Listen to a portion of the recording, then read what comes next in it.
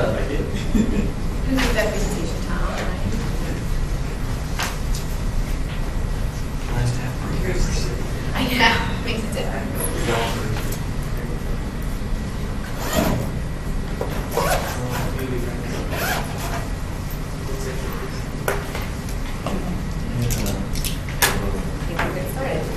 All right, let's get started. It's 9 o'clock. My name is April Barton. I'm from Villanova University School of Law. My niece is Dean for Academic Computing there. As you may or may not know, Villanova Law School opened a new facility in fall 2010. So I'm here to share with you some of the lessons we learned along the way. You may be involved in classroom design, building the building, and I would just like to share with you some of the best practices. So here's what I plan to talk about today. Let me just say, please feel free to interrupt me as I go along. You know, if you want to engage in discussion, that's fine with me. There may be some of you who are in the very early stages of preparation. You may not have spoken to an architect yet. You may be just thinking about doing things. So I have just a few words of advice for those of you in those early preparation stages. A word about AV consultants. Also, some words of advice for those of you who may be in the process or who will be reviewing blueprints for architect drawings. It's not fun. The focus of my presentation will be on classroom technology, and I really plan to focus on the lecterns. In my mind, the lectern is really the most important thing to get right in a classroom. That is the faculty member's entryway into the technology. It doesn't matter all the fancy technology you have in a rack, in a control room. If the faculty member can't use it behind the lectern with that control panel there, you're done. I'll also say a few words about dual projectors. We made a decision very early on to put 2 projectors in every classroom that have the ability to project 2 different images, 2 different sources. I'm just going to talk to you a little bit about that decision and how it has turned out for us. I'll say something about our breakout rooms, which have been very highly popular among our students, and a few words about one of our high-tech courtrooms. Okay?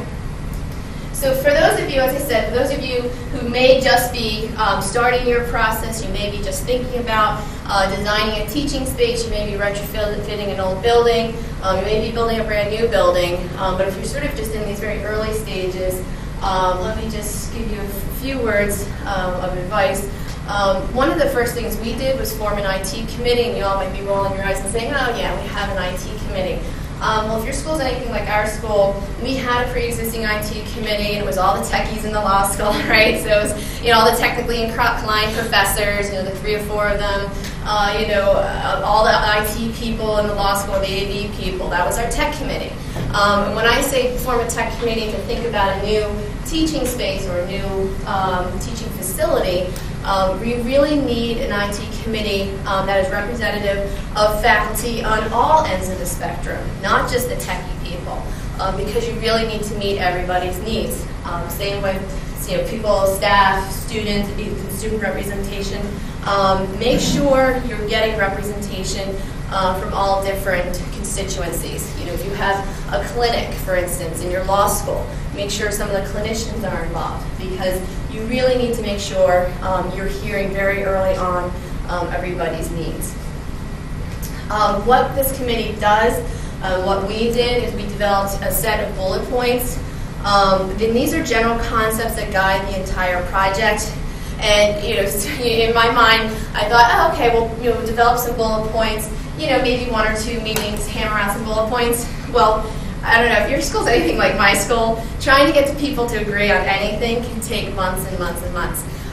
So in my mind, you can't begin this bullet point, list of bullet points too early. I think it took us about a year to hammer out a solid list of bullet points that represented the general consensus of the committee and really solidified our needs and expectations. Let me just show you what our bullet points look like. These are from 06. And you can see we broke our bullet points down into the green headings there, wiring, and then wireless. And we talked about data closets and server room, the computer lab and other common PC areas, classroom media services, clinics, and then digital signage. And just to highlight a few of these for you, so for instance, things like the building should be wired to the fullest extent possible. It sounds silly to even put that in writing, but if you are able to hand your architects or your AV consultants something in black and white on a piece of paper or electronically saying these are our needs, these are our wants, there's no room for error down the line. Nobody can say, well, you never told us you wanted the building wired to the fullest extent possible. Or number two, even if we decided not to wire a certain area, make sure you lay conduit. I mean, we all know these things. We all sort of think about these things. Nobody wants to be busting up concrete after the fact. But getting this down on paper and something that we could hand, like I said, the architects, the AV consultants, really jump-started the process. Things like the width of the conduit. Number four, you'll see back in 2006, we were saying that every seat in every classroom should have power, of course, but we were even saying a data jack. Well, during the course of the project, thank God, wireless became the standard, was able to handle the bandwidth that students required, and we were able to just move to wireless access points in the classroom. And of course, we all know that many professors wish they could rip those wireless access points out. But we saved ourselves about $100,000 without having to put data ports at every jack or every seat in every classroom. But these are the things we had to think about. We wanted a centralized media services office. We wanted the ability to broadcast events from classrooms on common screens throughout the school. Furniture, computer equipment, including printers in library and throughout building, should be selected with wire management in mind. And again, these things seem pretty obvious, but we went to visit other law schools, and from one of the law schools, we walked into their computer lab, and the librarians were ripping their hair out because whoever did that facility, the furniture they ordered had absolutely no wire management. So all you saw were bundles of cable spilling over. So what we're really trying to do here is prevent any mistakes down the road and help us think through certain things. The computer lab. This was a decision that really took a lot of discussion and thought. You can't just in one meeting decide, what size computer lab do we need? Do we need a computer lab? Don't we need a computer lab? We ended up with a 25-seat computer lab. We have 750 full-time students, and it's used a lot. We really toyed with the idea of not having a computer lab at all. 99.9% of our students come in with laptop computers. But the students, they don't always have their computer with them, so we found that that was a good decision, but we went back and forth. Do we want a 50-seat computer lab, 25-seat computer lab? Do we want a computer lab at all? So you want to make sure you think about these things with the right people.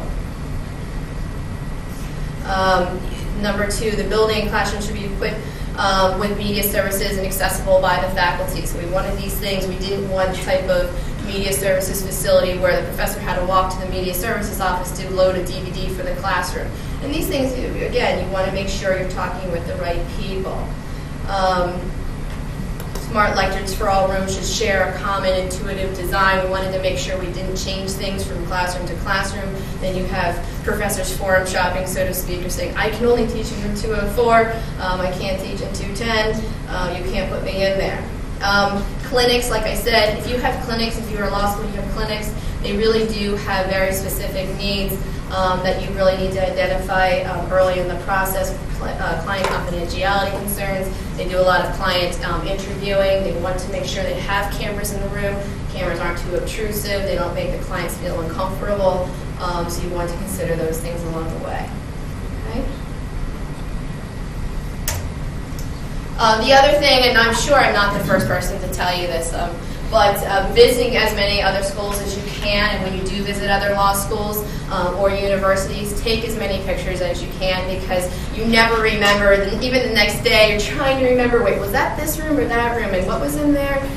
So taking, walking around with a digital camera, snapping shots of things you like and things you don't like, because that's really very helpful.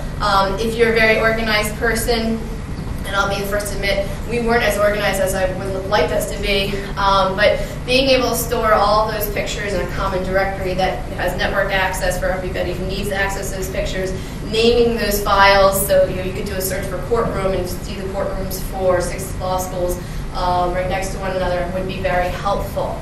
And when you are visiting other facilities, everybody wants to show you everything they did right, and the best question to ask is what would you have done differently, because it really does help avoid mistakes. And I found that that was the best thing you can ask is, obviously, what did you do right, but what would you have done differently? And you'll talk to every different law school or university, and they'll give you really important information when you ask that question. So again, we went to Indiana University, University of Maryland. Here's a picture of University of Maryland's lectern. And these types of pictures are absolutely invaluable when you're trying to prompt discussion. We had scores of focus group meetings with our faculty members, for instance, to talk about the lectern design, and trying to talk to anybody about anything in a vacuum, sort of like, well, what do you like about lecterns? Tell me. You're trying to explain to people, like, well, I taught at one school and the lectern was about this big and this tall, and that's absolutely a waste of everybody's time. But if you can bring pictures to discussion for people who weren't able to visit the facility, if you're having focus group discussions about whatever, your classroom spaces, the seats, the desks, the amount of space in the front of the classroom, anything, if you can show the group that you're talking with several different pictures, we found that it really helps to prompt and lead discussion. So those of you who are working with an AV consultant firm, just a few words about what you may be looking for in an AV firm. First, the one thing to get down, and this was news to me, is the lingo. The AV consultants and the AV integrators are two different people, two different groups of people, I should say. AV consultants are the folks that you work with very early on in the process. They listen to your needs, and they design your system. They work with the architects. The integrators are the installers. They come much later, years later down in the process. They simply take the architect drawings that the AV consultants drafted according to your specifications, and they install the system. So just understanding that lingo is important. I found that it would be helpful to have AV consultants. I mean, this is sort of obvious in anything you do, have either a higher ed or law school experience, or else you find yourself, obviously any type of experience is very helpful, but you may find yourself educating your AV consultants about, well, what is law school pedagogy? How is it different than business school pedagogy or university pedagogy? What do law professors do that might be different? There's lots of Socratic discussion with the students, therefore we need good acoustics in the classrooms, things like that. Courtroom models. If your AV consultants don't have courtroom experience, they may have real courtroom experience. But in a law school setting, you're spending time talking about appellate advocacy, trial advocacy, what's the difference, 1 judge, 5 judges, where does the witness sit, which angles, do we want to get with the cameras. We sort of went round and round with our AV consultants because they just couldn't grasp, where the witness sits and where the jury sits and, that type of thing, so it would be helpful. And also clinical needs, again, if you can find a consultant who maybe has worked with the law school, developing a closed circuit clinic system or something like that, that can be advantageous. The other thing is to keep in mind is who is the client. Your AV consultants may work directly for you, or they may work for your architect. And it's important to understand that, because if they work for the architect, which they did in our case, you have to respect the chains of command. I mean, obviously it's nice to be able to pick up the phone and have a conversation directly with these AV consultants, but if the architect is the client, you need to make sure that you're going through the proper chains of command, talking to your architect, who then should be speaking with the AV consultant or having conference calls. Okay? And you see in the lower right-hand corner, the AV consultants are the ones who are going to be giving you these blueprint drawings, looking much like the things in the lower right-hand corner. Or the things in the upper right-hand corner. For some of you may be reviewing construction drawings or architect blueprints. It was news to me. I mean, literally, somebody came in my office one day and went like this, "Here you go, review this." And I was like, oh, okay. And you feel stupid admitting that you've never looked at one of these before. But I didn't go to architect school. I don't know if any of you have. Maybe we actually have one guy at our law school who had some previous architect experience. And they say, review this. Well, I say, don't be afraid to ask questions. Don't be afraid to ask somebody from your facilities department or whomever, or from your architect firm, or from the AV consulting firm. Sit down with me for an hour and give me a crash course as to what this means. Did you know bubbles around things mean future, design, and dashes around things mean other things, and all sorts of things. One's an aerial view, one's this view. You have to understand what you're looking at because it's really important to give accurate feedback. Don't pretend you understand what these architect drawings are saying, and the projector, they have a projector supposed to be there on the side of the room, and you don't pick it up, because at the end of the day, you've been given a set of architect drawings of 50%, 75%, 90%, 100%. If you don't catch that, if it gets past 100%, when you ask for something to be changed, that's called a change order, and it's really costly and expensive. And people are going to be pointing the finger at you and saying, why did you pick this up 5 sets of drawings ago? Okay, so take the time, look at those drawings. Don't be afraid to ask somebody for help in reviewing them. The other thing is to keep in mind, drawing or actually marking up these sets of drawings is not very helpful for anybody because they're so large and bulky. You can't make Xerox copies of your changes. You can't share them with other people. What we did, we would always create a Microsoft Word document, track changes document, and say 50% drawings. Here are page so and so, moot court room. Here are our changes. This allows other people to jump in with feedback. You have a document then when you're looking at the 75% drawings, which can come months later. That's the other thing. And you can't remember. You're looking at the 75% drawings. You're saying, didn't I tell them to move that projector from the wall to the ceiling? You can pull up your Microsoft Word document. You can say, look, remember I told you on this date to move that projector. And you'd be surprised how many things get overlooked, and people are looking to you to make sure to catch these changes. Okay. So classroom technology, lecterns. As I said, I feel very, very strongly about lecterns in the classroom, that they are really the most important thing for you to get right. Your professors are going to be using them every single day. As this picture demonstrates, they really are the lifeblood of the classrooms. When the professor uses the technology, if you get the lecterns right, you're going to hit an absolute home run with the technology. If you get the lecterns wrong, you will hear about it every single day of your life. And I get the test for that. So you really want to make sure you take a lot of time to focus on these classroom lecterns. The hardest thing, and I'm not telling you anything you don't know, is you need to suit that wide range of teaching needs. You have on the one end of the spectrum the most technically savvy professors who use everything under the sun, and you have the professors on the other end of the spectrum who don't want to see technology, hear technology, have any technology get in their way, and they want everything neatly tucked away, and you're sort of suiting everybody in between. And I think that's really the most challenging aspect of designing a lectern in a classroom. I think the first place to start with a lectern is thinking about the size and shape. And I say this because we're all sort of techie-minded in here, and in my mind I thought, let's think about what technology we want in the lectern and let that drive the size and the shape.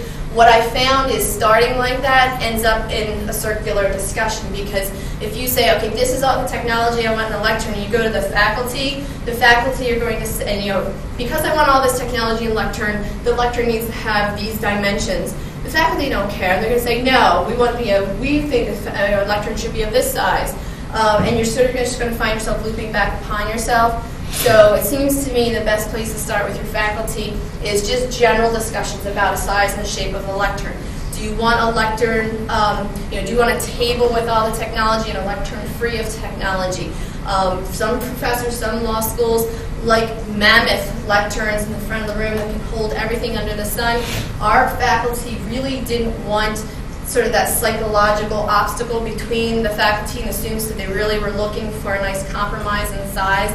They just didn't want something huge and bulky at the front of the classroom. Also, driving this is the architects, because they're going to tell you the front of the room is this big by this big. You really don't have room for a lectern that's this big if you have a screen size of this big, you have this many square feet in the room, that type of thing. So you really need to start with the size and the shape of the lectern. Then you start thinking about things like how much surface area do you need on top of the lectern so your faculty can have their notes, their books, the CFR, their drinks, that type of thing. Should it slope? Should it not slope? How big is too big? How small is too small? You probably have seen the pen lectern, a very sleek design, barely anything. And then you see these lecterns that are, 10 feet by 10 feet in the front of the room. Do you want wings on the side of lecterns, or are you going to be dedicated to having tables in the front of the classroom? These are the type of simple things to start talking about with your faculty. Also, height. The height of lectern is largely controversial. And when you're talking about height, you have to think about two things. There's the teaching side, so this side, how high is too high or too short to see my notes, right? And then there's the student side of the lectern and seeing over it. And so it's important to talk about both sides of the lectern, not just sort of focusing on the front of the lectern. Because I'll tell you, in one of our designs of our lectern, this side of the lectern was too high. We have professors who barely could see the front row of students. And it's really important that you strike the right balance.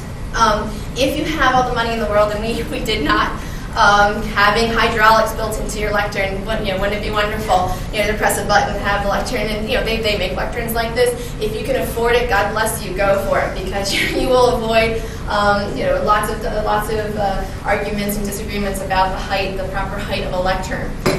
We have a professor who's 6'6" and another professor who's under 5 feet, and we don't have hydraulics built into our lectern, and I'll tell you, we have no complaints about the height. So you can find a good balance, but if you can afford hydraulics, go for it. I don't know exactly, but you're probably somewhere in the order of a couple $1,000s per lectern, so if you have that type of budget, wonderful. Movability. Everybody likes to think about flexibility in classrooms. If anybody, when people start suggesting to you, well, let's have these, lecterns with technology built into them that we can then, move around on a daily basis. Bad idea. I think you all know this. You think it sounds like a good idea in theory. Those connections get completely mangled.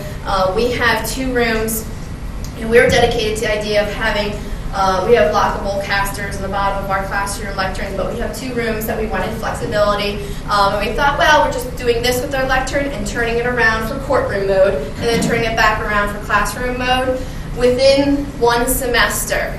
And literally before 1 semester was over, we were replacing the VGA connections. Some of the multi-pin connectors were already messed up. And so, because what was happening is people were teaching in classroom mode like this, and then we have a bench back here. They were turning the lectern around, okay, teaching or courtroom mode, then turning it back around, teaching classroom mode, turning it back around. Do you see what was happening? The cable was getting completely pulled out and wrapped around the wheel on the floor. So drawing something on the lectern, maybe telling people which way to turn it. The bottom line is, if you have a lectern that your media services staff is moving, it'll be fine. But if you have a lectern that people, students, faculty are going to be moving on a daily basis, and it has the technology built into it, not a good idea. You are going to be replacing parts within inside of a semester. I can tell you that from our experience. And absolutely, by far, the best thing we did. So we had lots and lots and lots of focus group discussions with surly faculty who didn't want to be bothered, but then we ended up going on for hours and hours talking about what's a good lectern, what's not a good lectern. We forced them at some point in time to listen to or participate in discussion at faculty meetings, because we really, really, really needed all of the faculty's input on this. And after I showed them pictures, some of the pictures I showed you, here's an idea, here's Marilyn's lectern, here's this lectern, here's this lectern. And we really thought we had gone through just a long and very fruitful process of talking to the faculty. And we came up with dimensions of a lectern that we really truly believed was going to suit everybody's needs and everybody's going to be happy for. And we were a week away from going to RT Hogue, that's a lectern mill manufacturer. They do fabulous work. By the way, if any of you are looking for a lectern manufacturer, it's RT Hogue. We're a week away having them start milling our lectern. And we said absolutely positively, we've promised the faculty we were going to have a mock-up.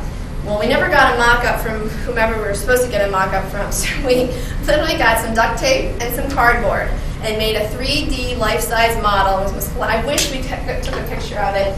a 3D life-size model of a lectern, and we put it in front of a room. And this, by far, was the most productive thing that we did. It allowed our faculty within 3 minutes flat to walk into a room and say, yeah, this works well, or I hate it, you know, and they could walk out and they could say, too high, too short, too wide, too this, whatever it was, and they could leave and be done with it. And they didn't have to sit there, you know, for hours of discussion. So we built this lectern out of duct tape and cardboard, and I tend to take things very, very personally, and every single faculty member that walked into that room told me they hated the lectern. And I wanted to strangle them, because I was just like, we listened to your hours of input, this is what we came up with, and you know, I have to learn not to take things so personally. And but they were right. It wasn't meeting anybody's needs. It was too high on the student side, too low on the teacher side. There were lots of adjustments we made from all the faculty input from that life-size lectern. We actually built a second one. We changed all the specifications, the dimensions. We built a second one. Had the same, you know, had it sitting in front of a classroom, and every single person that walked in said, love it, you got it. So if you can do anything right, I mean, we almost spent thousands and thousands and thousands of dollars on lecterns that everybody would have hated, and I would have heard about to the end of time. I probably would have quit my job and been somewhere else by now, because that's all you would have been hearing about. Initially I thought, well, we're going to build a second lectern, nobody's going to hate it anyway. But no, we listened to everybody with that model, and it really did work out. And everybody to this day is just delighted with the lectern. So if you can do anything, create a mock-up. I'll lend you some duct tape if you need some, but it also helped contribute to the whole buy-in factor and faculty really feeling and being part of that process. So you're going to be living with those lecterns for a very long time. You need to get them right. So here's an architect drawing of our lecterns. Just a quick tour, and then I'll show you some live pictures of the technology. There are dimensions here. Any of you who are building a lectern, I'm happy to share these dimensions with you. Architect drawings, whatever you need. We have a Symposium touchscreen. It's just like a tablet PC where the professors can write on it. It also doubles as the monitor, and it tucks away. It's on an articulating arm, as you can see here. Gooseneck microphone, of course. A Crestron touchscreen, task light, and a cable cubby. I'm going to talk a little bit more about the Symposium touchscreen, the Crestron touchscreen, and the cable cubby.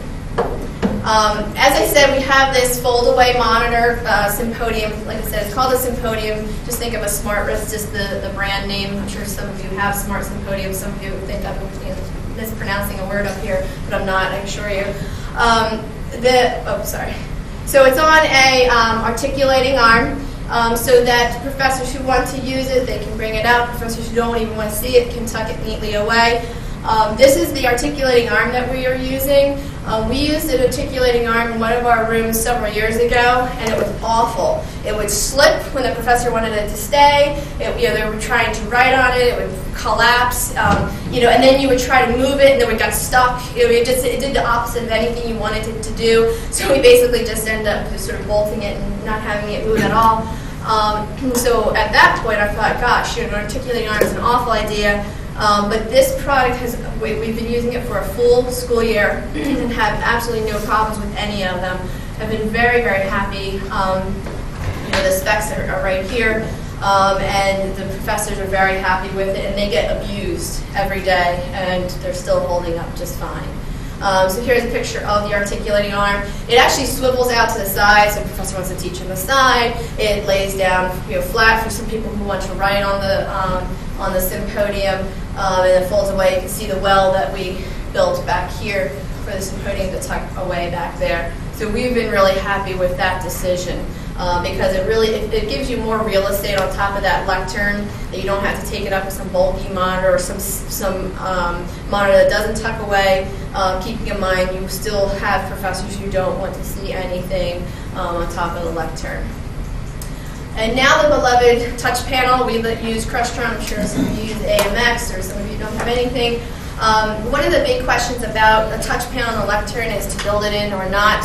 And the big controversy or the issues that come up is building it in certainly gives your lectern a much cleaner appearance. But the problem is, like everything, the standards change, and so you build in a 5.7-inch Crestron touch panel, and in 5 years when you're ready to change that Crestron touch panel, the standard is 6.2 inches. I don't know why the technology companies do this, but they do, and we're left with a hole in a lectern that doesn't fit a new touch panel, or maybe the touch panel gets smaller or something like that. So we went back and forth, and like any committee meetings, you just going around in circles of what to do, what not to do. We ended up building it in, and we're happy with that decision. It's just a much cleaner appearance. It looks very nice. It's sturdy. We are aware of the fact in maybe 5 to 7 years, if we want to swap out that touch panel, we may be finding ourselves in a position where the touch panel is a different size, and we figure we're going to deal with that down the road. Maybe I'll have something more to say in 7 years from now and tell you it was the worst decision ever, but for now we're very happy with building it in. We considered the wall-mounted touch panels, as I'm sure many of you have as well. Talked to a lot of people who do use these. And all of you are technology oriented in here, and as you know, anything that's not connected walks away or gets ruined or destroyed. And every person I spoke with who had experience with the wall-mounted touch panels say the connection points get mangled because you have the faculty member going, "Why isn't this going on?" Or it gets left on the side of the room and it's not charged for the next professor who's coming into the room. There are just too many issues we were going to be introducing into the formula. It's a nice idea because you think, oh, I save real estate on the lectern, which is the constant concern. You don't want to be cluttering up the lectern. But ultimately, I think you can introduce a whole host of new problems rather than just building the touch panel into the lectern. And then the size issue. If you're working with a touch panel manufacturer and a touch panel programmer, if you're a programmer yourself, you know that the larger the touch panel, the more options you can have on the top level.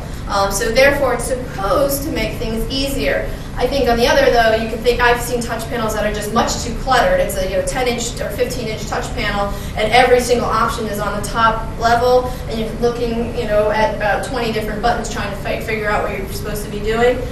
So there's some drawbacks and pros and cons with the larger touch panels, but in our minds when we were thinking about this, we were thinking larger touch panel, easier to use for the faculty, also maybe easier to see, that type of thing. Ultimately, we went with the 6 or 5.7-inch touch panel and have been very happy with it. It saved an enormous amount of space on the lectern design because if you think of a 15-inch touch panel, in addition to your 15-inch podium, you really start to get into a large piece of furniture at the front of the room. Smaller touch panel, of course, requires more drilling, so you have to really think hard about the programming and sort of the intuitive programming of the touch panel. So I think the smaller touch panel really forced us to take a lot more time and thought when we were doing the programming of the touch panel. But if you do take that time, I can tell you we have a professor who hates technology. All he wants to do when he walks into the classroom is turn everything off, and sort of your benchmark is, can that professor come in the room when everything's on and turn everything off easily and raise the shades, turn on the lights, and he can, and adjust the microphone volume. And he's not using the computer or any podium or anything like that, and he's using the touch panel. Yes, sir? What about the colleague who comes in to teach the next class and got 10 minutes to get class started? Your technophobe has shut everything off, and you've got to load everything back on. Yeah. Well, I mean, the PC, thankfully, we have in the room is a pretty fast PC. It boots up within a minute. Then the cycle of our projectors, they come on within 30 seconds. I mean, they take about a minute to cycle off. So if somebody was cycling it off and trying to cycle it back on, it might be at the most 3 or 4 minutes of a reboot time. It's very, very quick, thankfully. I mean, I think just because the technology's gotten better. And by the end of that Technophobe's class, the projector's nice and cool. You go to turn it back on, it's bright and shining within 30 seconds. So everything goes back on pretty quickly. So and here's a picture of our touch panels. You can see we have AV source here, audio select. So AV source, of course, is you're watching cable, or you're watching a DVD, or your PC, or the laptop. Your audio select, because we have the ability to project two different things on two different screens or two different sources. You have to select your audio. Audio record, we actually have a button right here. The professor hits the audio record. We have microphones built into all the ceilings and of course cameras. But for strict audio recording of class, they've decided they want to record, a student comes up to them and says, oh, so-and-so's sick, can you record today's class? They literally just hit a button at the lectern and they can audio record that lecture. It's stored right to a server and we can post it to Blackboard for the professor within an hour. The exit system, so that's the Technophobes button, yeah? Decision to record, you don't have a central recording archive or anything like that? We do. We as an institution, our deans and faculty are against recording every single class every single day. I don't know why, but they are. Well, I do know why, but we do allow the professors, if they're on a case-by-case basis, they can record. And then when we have the H1N1 scare, we're recording all the time too, to encourage students to stay home who are sick. What this does is the professor can press this button, it records to a place on our network that is not student accessible yet. We have to go in and then we post a link from Blackboard. We don't actually post the audio file to Blackboard because then Blackboard gets completely filled up with audio files very quickly. But that's how we handle the audio recording. Does that answer your question? Okay. We have our exit system button. Upper right-hand corner, volume controls. You have the microphone volume, the source volume, display. We wanted the ability for the faculty member. We have two screens in front of the room. If the professor wanted to just mute the projector, right, not turn it off, but just mute it, lift up a screen right on the whiteboard behind it, and then bring it back down. So again, you're not cycling off the projector and cycling it back on. The faculty member has the ability to do that, lights and shades, and then call help. This is probably the best button that we designed here. Professor can stand there, call help, and that sends a help call, an email, which then we push to our iPhones, and a crazy sound goes off on our iPhones. It doesn't matter where we are. That'll go off, and we know room 103 has a problem. And what ends up happening is about 3 of us scurry to room 103 because the faculty very much like the ability to have a help button right there. Yes. What about the argument that if you have a malfunction and IT helps, which I'm not criticizing, yeah, you've lost the rhythm for the class, why don't you just go low-tech, teach your class without loss of rhythm? Yeah, it's whatever the professor wants to do. I mean, some professor, the crux of their discussion for the day is showing them DVD or PowerPoint, so we're there for them. If they decide, oh, things have just broken, forget it, I'm going, on the fly, more power to them. We don't require them to call us, but some faculty members get there 10 minutes early, see that something's not working. We just wanted, in our old facility, the only way the faculty member could find us is to leave the classroom and run out and be like, oh, has anybody seen any of the media services guys who are somewhere else in the building, likely not in their office. And that really disrupted the rhythm of the classroom. This way, the faculty member can call help button and then just begin teaching class. And then somebody walks into the room and can take care of their problem. We also have, if any of you have room view and e-control, if any of you have e-control, it's kind of fun. You sit in the media services office and via your web browser, you can we have the cameras in all the classrooms and from our centralized media. When we get those help calls, our first thing we do is we quickly turn on the camera for that room. And if you see a faculty member going, like this, you sort of know that they're trying to get the screen down. And so you just hit the button and lower the screen, and then they say, oh, okay, awesome. So that helps as well. So that doesn't interrupt things as much as walking into the room. Yes? So you have in your command center the possibility of viewing all classes at any time. Absolutely. Do you ever we've had an issue about privacy, and we've now mandated that the command center door has to remain shut, and faculty cannot just walk in and chat with the IT people because some colleagues say, you cannot watch me by camera without telling me. Right. So we have the folks that we actually spoke with about that issue are the clinic folks who were they weren't having any real interviews, but they were doing simulation interviews and just client confidentiality ideas. We made sure that we don't turn on the classroom cameras, especially when the clinic people are in a room. And we have told the media services students, because initially when we first moved into our building, you're right, the students were like, oh, this is great, let's see what's going on in all the rooms. And, and I'd walk in and be like, okay, now turn off the cameras. They were joking around like Big Brother, ha ha ha ha, don't have a lot of control. It got old after about a month anyway, and everybody's so busy running around doing what they need to be doing. And yes, we had a written policy for the media services students. Unless you have a technical, a professor has requested a DVD recording of the class, or there's a technical issue where somebody has called help, you are not to turn on the camera in the classroom. I mean, it does help. I'll tell you if you go to help somebody or set something up and you leave, and you quickly, before you get back to your work, by the time you've gotten back to the head end room, you sort of just want to make sure things are going smoothly. You'll turn on the camera and you see the professor's just doing A-OK. Then you sort of just turn it off and go back to your work. But we haven't had any of the professors, the JD professors, other than the clinic people, raise confidentiality concerns. We do have a camera in our faculty center where sensitive things are discussed, and we absolutely positively never turn on that camera unless we have somebody giving a job talk or something like that, and we're recording in that room. Okay. So there are our touch panels, and the one last thing I will say about the touch panels is I really underestimated the amount of time and effort that goes into programming one of these touch panels. I thought we made a decision very early on, as you saw in the bullet points, to make sure that all the classroom lecterns were the same in all the classrooms, so we didn't have the faculty members saying, oh, I want this lectern, not this lectern. We had very minor differences in my mind across the board between, we had some of the high-tech courtrooms or some of the other classrooms, smaller classrooms that literally didn't have the room for two screens in the front of the room. I was absolutely blown away at how much those little changes affected the programming.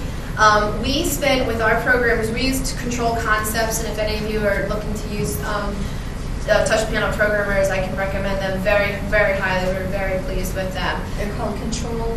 What's that? Control concepts. Stephen Greenblatt. They're terrific. I think they're based in New Jersey, pretty close by if you happen to be in this area. We literally found ourselves locked in a room with them. I mean, we didn't lock the door, but for days and days and days and days. Probably we had at least 6 full-day meetings from like 9 to 3 in the afternoon, where we just had to think through, and the programmers, and I'm sure many of you in this room are programmers, you understand sort of the domino effect that takes place is you make one slight little variation here, and there's a tree of things that it affects along the way, and you have to think through every single one of those consequences. And you need really good leadership and really good minds to wrap their heads around your programming. Because again, if you have a touch panel that your faculty that's confusing, your faculty can't use, you'll never hear the end of it, and your job will be exponentially harder because you will be assisting every single faculty member. One gentleman, in fact, knows before every class. The idea of a touch panel is that it's easy enough to use for every single faculty or staff member who's using that facility. And this is one of the times when you don't cut corners. I mean, if you can emphasize to whomever you need to justify money and time, you don't cut corners with time and money when it comes to lectern design and touch panel programming, because those are the things that are going to be there and are very difficult to change down the road. And if you get it right, everybody will be very happy.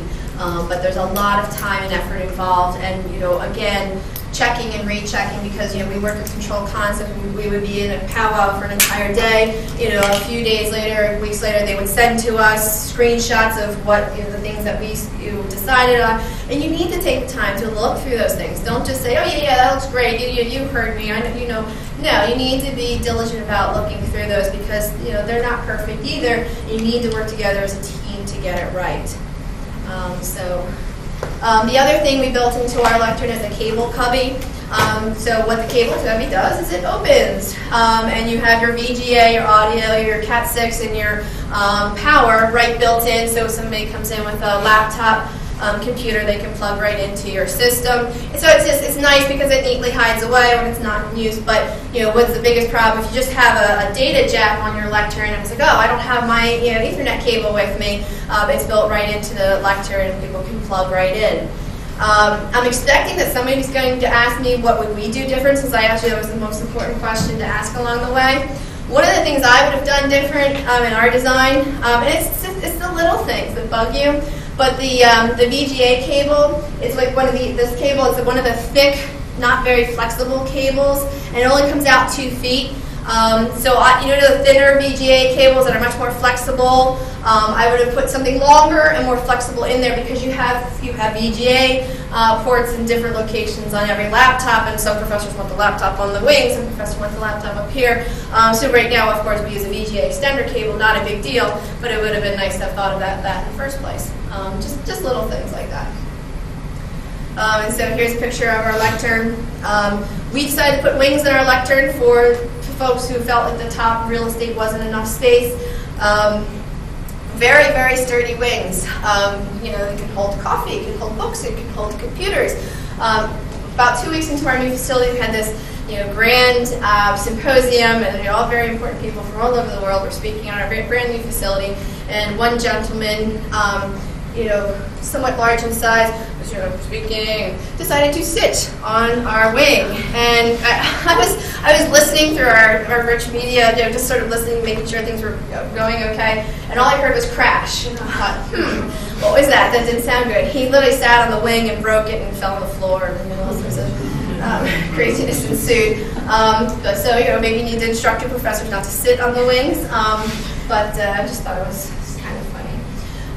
But that's what our lectern looks like. The PC is housed right here. You can see the keyboard, mouse tray, all the things we were talking about. You see the lockable casters under there. What kind of ventilation do you have for the PC? Yeah, we all know we've all had PCs die in the middle of the night because we haven't turned them off. We made sure that we spoke with RT Hogue about, they've done this a million times. They know the proper, ventilation, and we gave them the dimensions of our PCs, and they've drilled holes. There's actually space between the PC rack and the back of the lectern, but then there's plenty of ventilation on the bottom. So yeah, we did think about that. That's an important thing, because those PCs actually do get pretty hot at the end of the day. Yeah.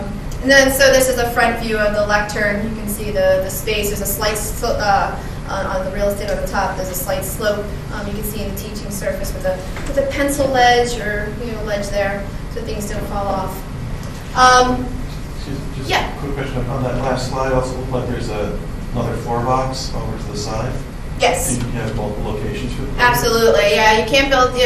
One of the things we learned when we were working with AV consultants, our AV consultants had done a lot of business schools, and I guess a lot of business schools, and this school has it, the whole lectern off to the side. Our faculty members were very adamant that they want to be in the front of the room, so our lecterns are here, and we have projector here. But we do have the ability to move that lectern off to the side if need be. A type of setup like this, that you have a symposium where you have a panel of speakers and a lectern, that type of setup, you want to be able to do that. Is that just your room courtroom, or is that good? This is every classroom.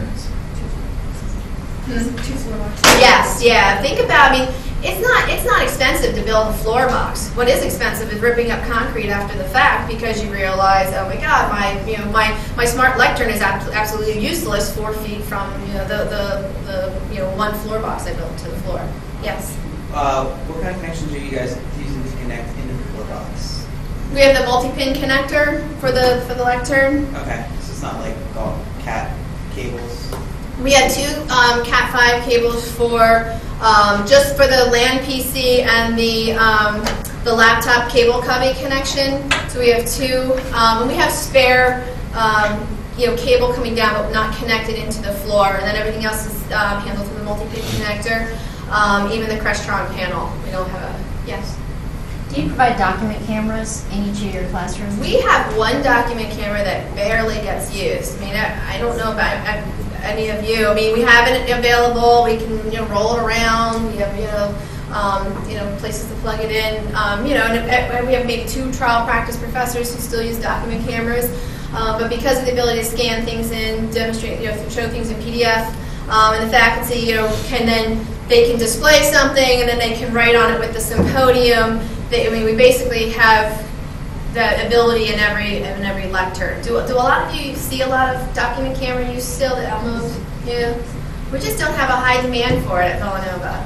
But we thought about it, and we have the ability for every room to have. We actually have a connector in one of the risers. If you wanted to put a document camera, like let's say in this room, you had it up here if somebody was standing back here. A trial type of setup.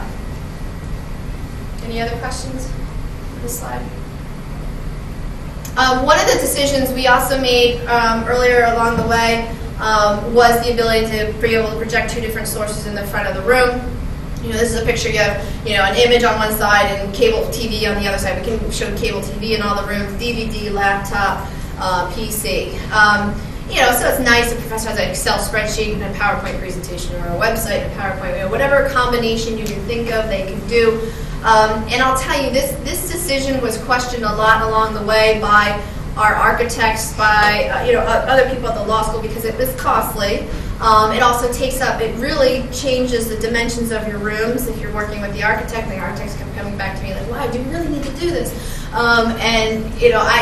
There were times that I thought, like, oh gosh, did I really make a bad decision that, nobody's going to be using this, everybody's just going to be showing, 2 of the same thing. I will tell you, I can't believe how much, when the professors have the ability to show 2 different things on 2 different screens in the room, how much it's used. And even professors who aren't, the tech savvy end of the spectrum, they love it. They can have a website up or a DVD queued up and that they want to show in the middle of the class, and then their PowerPoint or what have you. Or a lot of them have the whiteboard symposium on one and then their PowerPoint on another.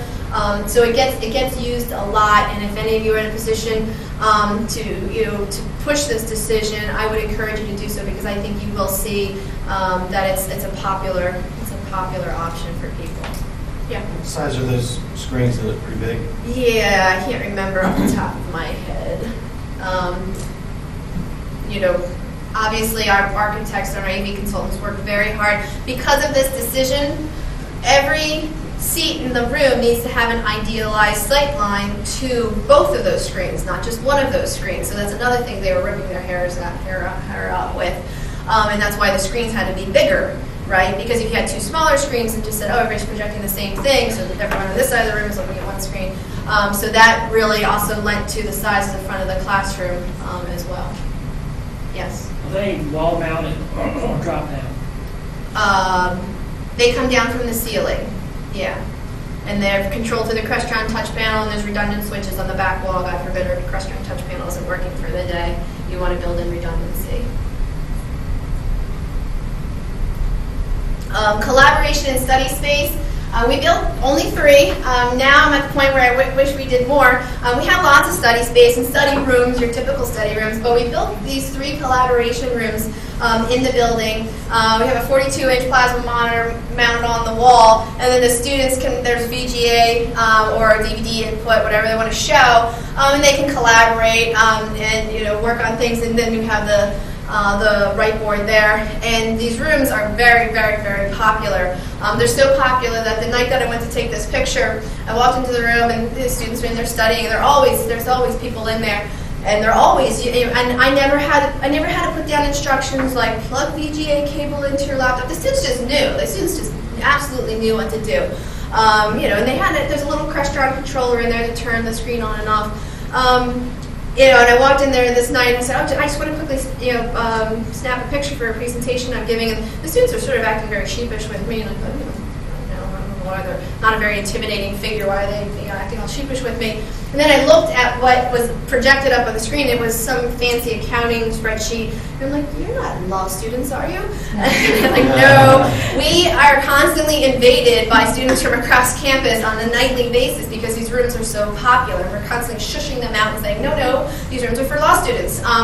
So these are not only hot at the law school, but word has gotten out across campus, and the students absolutely love these spaces. So very, very well used. The final word, we have several high-tech courtrooms, as I'm sure all of you do. One of the rooms, what we did, and this was sort of one of these trial things, we didn't want to do it in all the courtrooms, we just did it in one of the rooms. We wanted to give the faculty member / judge in our courtrooms the ability to record, pan, tilt, and zoom from the bench, rather than saying, media services, can you record my trial practice argument that starts at 6 o'clock tonight? We actually, this is a Crestron touch panel. This is the larger one. I think this is a 15-inch. Yeah, this is a 15-inch. What you will see in the upper left-hand corner, this is the preview window, okay? And you see you have ceiling camera, bench camera, jury rear camera, so you have 3 different views that the judge can select. And then the judge has the ability to pan, tilt, zoom. We have presets for all of the cameras.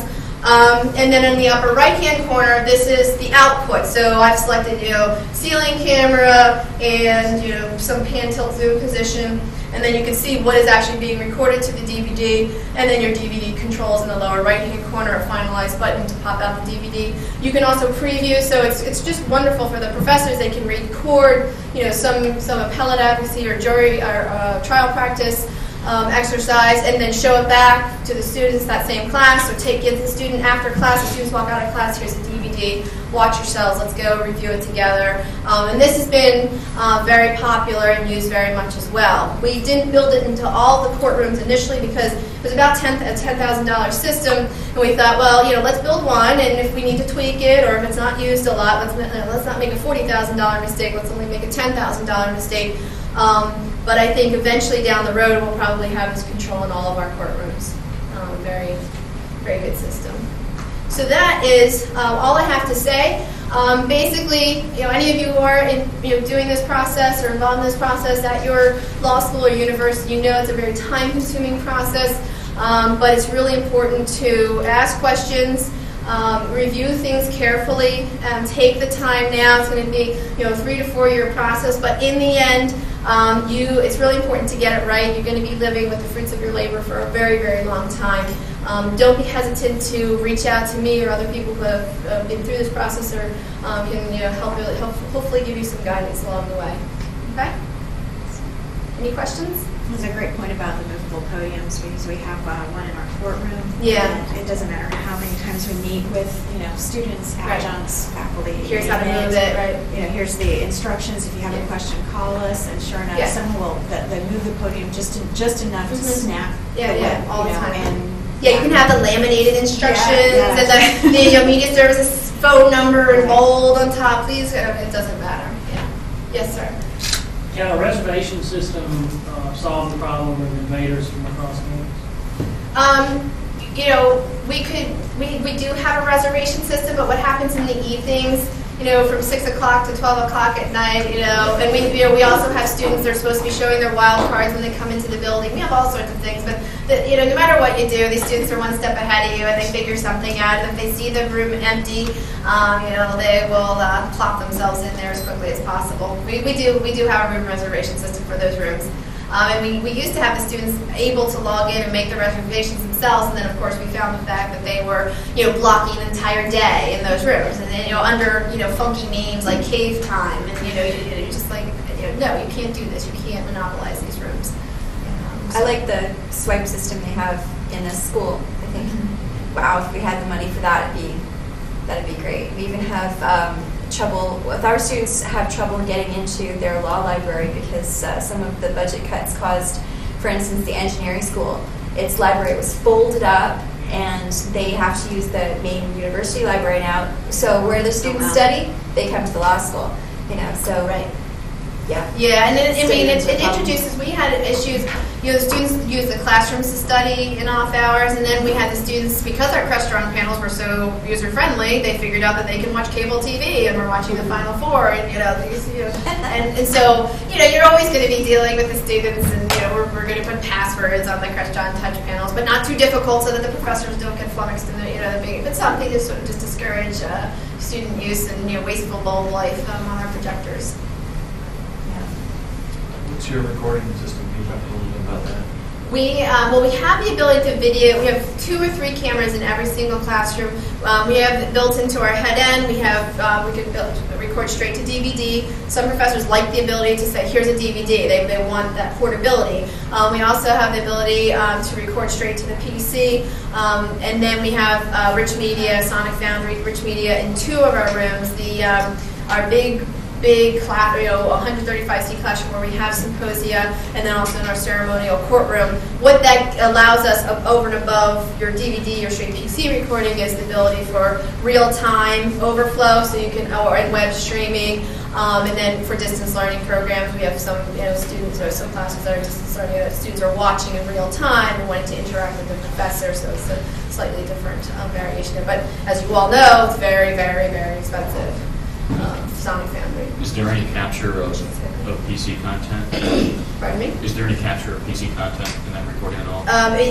What we did is, sure. Well, what's nice about the Rich Media recording is the whole point of it is you can get the professor, and then you have the PowerPoint as a separate stream. Whatever the PC is, whatever is being shown on the PC, you can show that, and then the audio stream. So yeah, you can get the PC can capture. Now, our DVD recording, it's just old-fashioned, you hope that the professor's kind of standing in front of the screen. Now, I saw the microphones in the podium, but do you have microphones in the Yes, those classrooms, well, the first and most important thing is our AV consultants, is there a presentation in here right now? Well, it starts at 10:30. Oh, it starts at 10:30, okay. I just didn't want to go over my time. So the first thing to get right is the acoustics in the room. If you can get the acoustics, the only thing our microphones, I kept saying, oh, we need microphones for voice lift, we need microphones for voice lift. And the acoustic experts are like, no, you trust us. Your classrooms are going to, and because when you deal with such an old, our facility was 50 years old, it was horrible, you couldn't hear anything. And the acoustics are amazing. If you have engineers who work on the acoustics, I mean, even in our largest lecture hall, you really don't need voice amplification.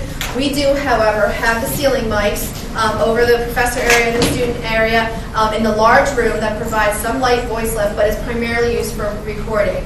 And so that's for the audio recording and video recording in those rooms. Yes. Yeah, we talked briefly about the fact that you usually end up having to do this stuff by accident, having learned all of this. Are there any sources that you use, any books, any groups that you turn to? I wish there was a book I could have turned to. I think like I said, asking questions, if somebody's gone through the process, you just know, you learn things inherently through the process. I plan to write a short article about some of these things because I said to myself, I wish somebody had written an article that I could have read that would have been helpful. And obviously the tech noise community is invaluable in a lot of these things. I think I might have posted a question about computer labs or things like that. So many of those issues that are going to be coming up has already been discussed on tech noise. You can look and search the archives for it. All right, thanks, guys.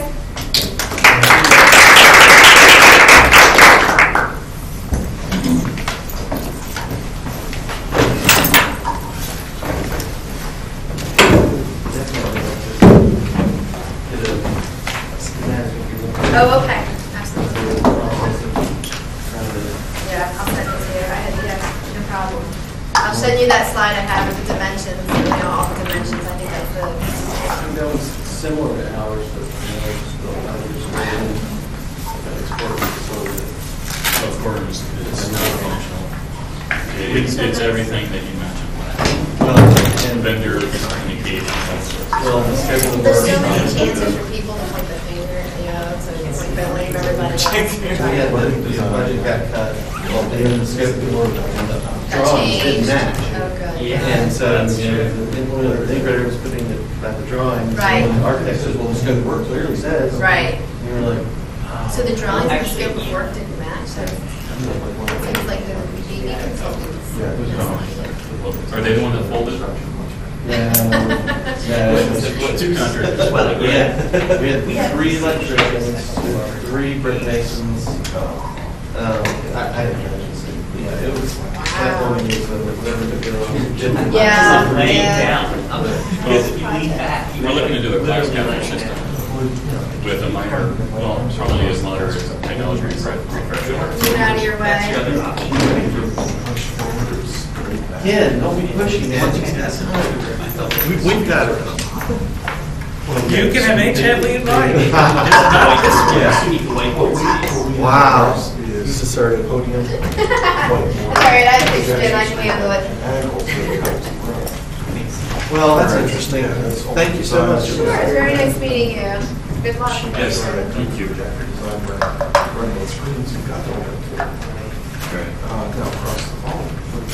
Ken, can I leave this here? Are you coming back to my presentation? I don't know. Are you going to be Not gonna make it work. Well, it's not. We have Cincinnati. All right. Have everybody like that. Oh, you're doing it to the. 20 years of this thing. Actually, 20 conferences, 19 years. Okay. Figure out